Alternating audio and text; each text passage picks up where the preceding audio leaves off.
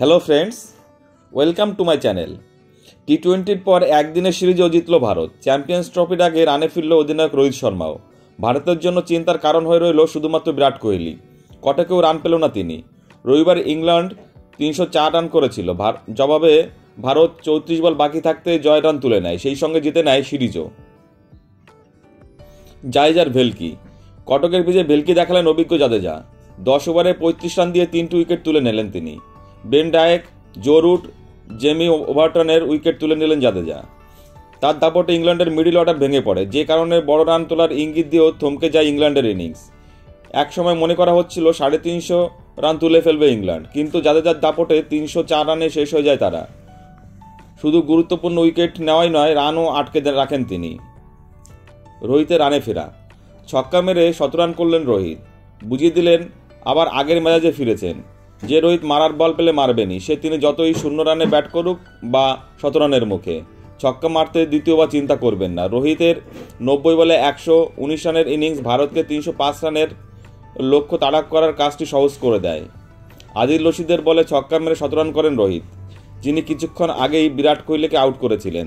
তাকে ছক্কা মেরে এই একদিনের ক্রিকেটের 32তম 17 রানটি করে ফেললেন রোহিত। ভারতকে জয়ের রাস্তাও দেখালেন অধিনায়কই। তার সঙ্গে শুভমন গিল ওপেনিং জুটিতে 136 রানের পার্টনারশিপ করেন তারা। চিন্তা বিরাট কোহলিকে নিয়ে। কটকে মাত্র 8 বল খেললেন বিরাট কোহলি, করলেন 5 রান। মাত্র একটি বাউন্ডারি মেরেই শেষ হয়ে গেল কোহলির ইনিংস। 17তম ওভারে শুভমন গিল আউট হতেই খেলতে নেমেছিল। গ্যালারিতে চিৎকার শুরু হয়ে যায় তিনি নামতেই, কিন্তু 20তম ওভারেই ফিরে যায় কোহলি। রশিদের বলটা ঠিক অফ স্টাম্পের বাইরে, অনেকটা এগিয়ে কাভার ড্রাইভ মারতে গিয়েছিল, কিন্তু শরীর থেকে ব্যাটের দূরত্ব অনেকটাই বেশি ছিল। রশিদের বলের ঘূর্ণিও বুঝতে পারেনি। বল ব্যাটে লেগে উইকেট কিপার ফিল সল্টের হাতে ক্যাচ জমা পড়ে। রোহিত রানে ফেরা ভারত যতটা নিশ্চিন্ত, কোহলি রান না ফেরা চিন্তা রয়ে গেল ততটাই। পেসারদের রান দেওয়া। ভারতের জয়ের দিনও চিন্তা রয়ে গেল পেসারদের নিয়ে। রবিবার কটকের মোহাম্মদ শামি দিলেন 66 রান। তিনি 7.5 ওভার বল করেছে। হর্ষিত রানা 9 ওভারে দিয়েছে 62 রান। অলরাউন্ডার হার্দিক পান্ডা 7 ওভার দিয়েছে 53 রান। তারা তিনজনেই একটি করে উইকেট নিয়েছেন। চ্যাম্পিয়ন্স ট্রফিতে দলে থাকা হর্ষদীপ সিংকে একদিনের সিরিজে এখনও কোনো ম্যাচ খেলায়নি ভারত। যদিও জসপ্রীত বুমরা চ্যাম্পিয়ন্স ট্রফি খেলতে না পারে, তাহলে ভারতীয় পেস আক্রমণ যথেষ্ট সমস্যায় পড়তে পারে। সেমিকে এখনও পুরো ম্যাচে দেখতে পাওয়া যায়নি। হর্ষিতের অভিজ্ঞতার অভাব স্পষ্ট। হর্ষদীপ একদিনের ক্রিকেট পরীক্ষিত নন। এমন অবস্থায় চ্যাম্পিয়ন্স ট্রফির আগে ভারতের পেস বিভাগের নিয়ে চিন্তা রয়েই গেল। পন্থকে খেলানো উচিত।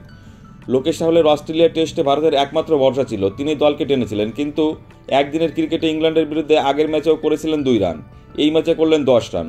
দল যখন চাপ কাটিয়ে ফেলেছে, সেই সময় জেতাতে পারছে না।